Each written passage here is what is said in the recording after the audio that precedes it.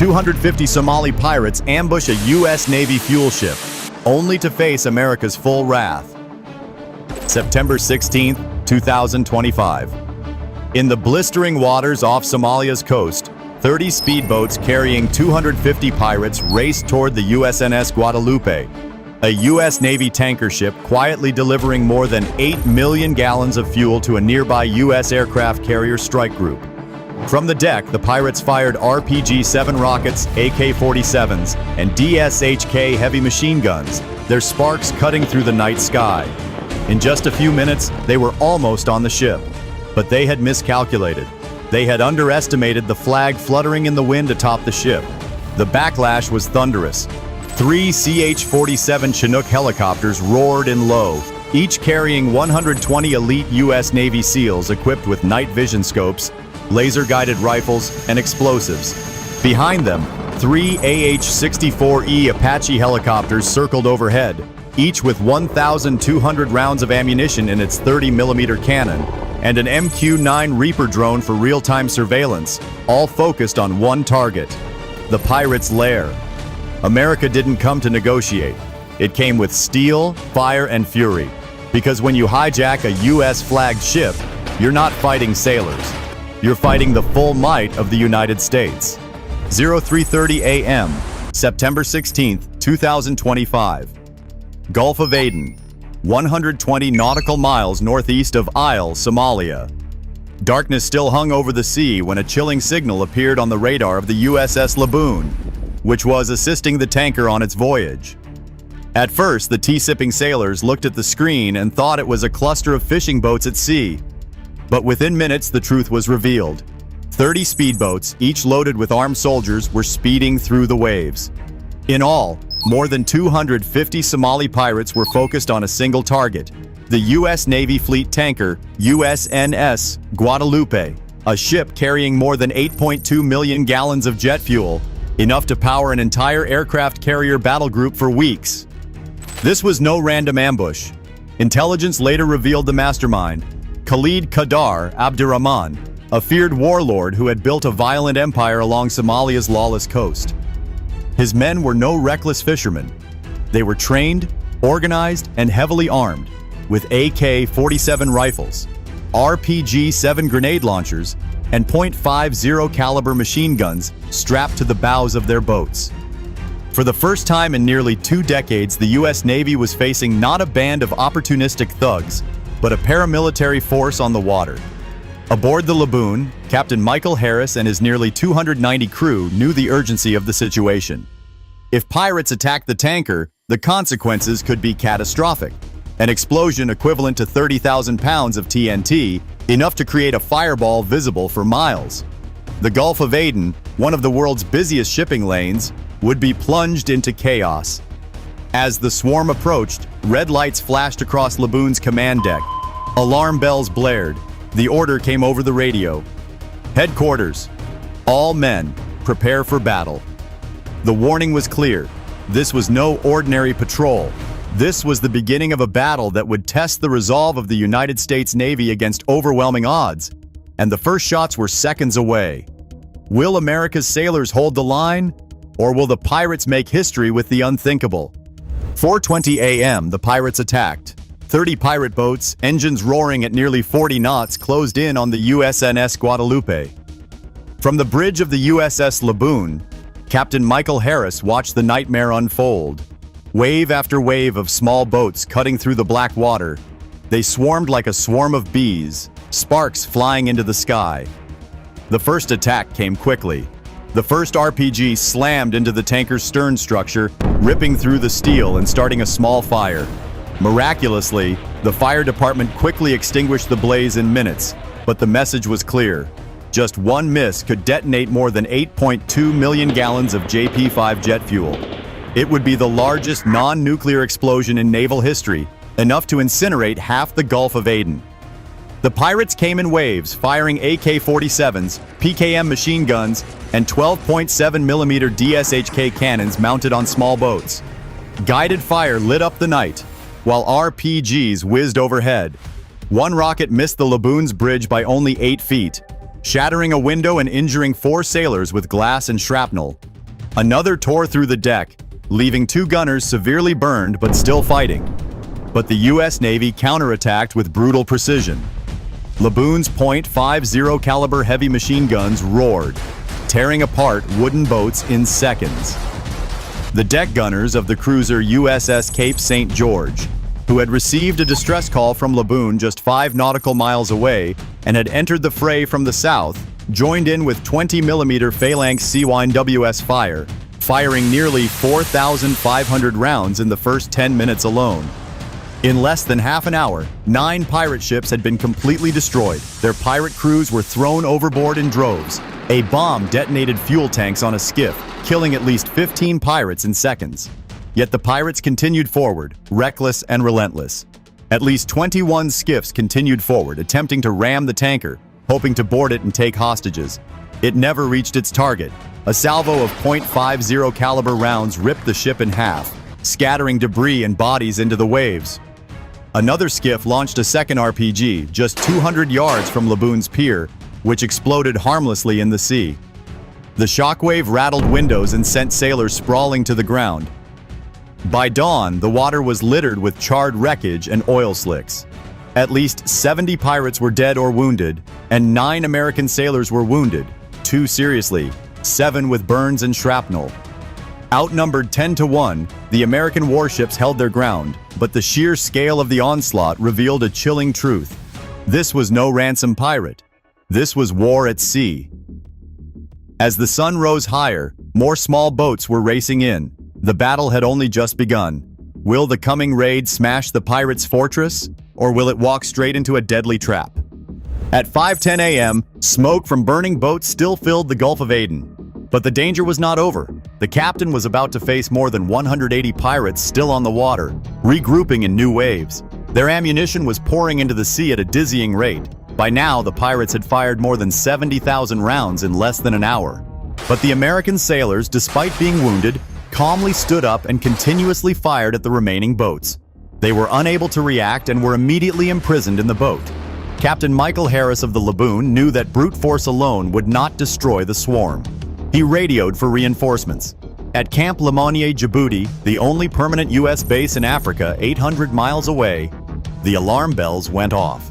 Within minutes, the orders were issued. Deploy MQ-9 Reaper drones for real-time surveillance, dispatch helicopters, and prepare a SEAL team to counterattack on land. Harris gave the order no captain wants to give. Prepare for a counterattack on land. Immediately, 3 CH-47 Chinook helicopters, escorted by 3 AH-64E Apache attack helicopters, armed with 30mm cannons and Hellfire missiles, were ordered to retreat. SEAL teams prepared explosives, thermal optics, and silence carbines. At sea, the Cape St. George shifted position to protect the tanker, while the Laboon stocked up on ammunition for the next attack. The drone data quickly revealed the unthinkable. Along the Somali coast near Barawe, analysts discovered a fortified pirate compound, warehouses packed with cargo, dozens of moored skiffs, and a stockpile of more than 15 tons of weapons and fuel. Intelligence confirmed the mastermind, Khalid Kadar Abdurrahman, who had funneled more than $40 million in ransom money into black market weapons, including Russian-made RPGs and Chinese heavy machine guns. His network had turned coastal villages into staging grounds for full-scale attacks on international shipping. The plan was clear: hold the surface line, then strike at the source. The message was chilling but necessary. The Americans were no longer merely reacting, they were preparing to take the war to Somalia, and the coming raid promised to be even more ferocious than the battle at sea. What happens when U.S. Special Forces take the fight onto Somali soil? Keep watching, you won't believe the outcome. At 8 a.m., the first light of dawn broke over the Somali coast near Barawe, a stretch of sand and jungle that concealed the heart of Khalid Kadar Abdurrahman's empire. Intelligence estimated that more than 150 militants were guarding a fortified compound with a cache of 15 tons of weapons, 200 RPGs, and thousands of rounds of ammunition. Dozens of small boats were waiting on the beach, fueled and armed for the next wave of attacks. The order was given. 3 CH-47 Chinook helicopters roared low, each carrying 120 Navy SEALs, dropping them into ambush positions, while three AH-64E Apache helicopters circled overhead, each with 30mm guns loaded with 1,200 rounds of ammunition, waiting for the right moment. From the sea, the USS Laboon fired a salvo of accurate 5-inch gunfire, hitting a fuel depot at the edge of the compound, which had been positioned by the pilot. The explosion lit up the entire beach. 40,000 gallons of diesel fuel burst into a single fireball, shaking the shoreline like an earthquake. The SEALs sprang into action. Within seconds, they had breached the first warehouse, discovering crates of Chinese-made assault rifles and Iranian mortars, evidence that Somali pirates were being supplied with weapons by clandestine networks out of Africa. One team rescued 6 hostages, including 2 American merchant seamen, chained up in a back room. The pirates counterattacked fiercely. RPGs whizzed through the air, one exploding just 20 meters from the lead SEAL team, spewing shrapnel into the sand. A truck-mounted DSHK heavy machine gun fired 600 rounds per minute, locking the formation until the Apache helicopters' Hellfire missiles cut them down with a thunderous strike from above. Trucks and small boats were blown away. By 8:45 a.m., the tide of battle had turned. The SEALs had mined the weapons depot. Explosions ripped through the compound, leveling the entire warehouse. Apache helicopters strafed the retreating pirates, cutting off their escape routes, while Chinook helicopters prepared to withdraw. In less than an hour, more than 90 pirates had been killed, 60 had been captured, and the compound had been reduced to ashes. Smoke billowed into the sky, visible for miles across the Gulf. The message was unmistakable. The U.S. Navy was not just protecting its warships, it was destroying the Somali pirates at their core. Yet as the SEALs took off, one question remained. If the pirates had so much firepower, who was really pulling the strings in Qadar's war? By 4:30 p.m., the Gulf of Aden was quiet again. The smoke of war still hung over the waves, but the outcome was indisputable.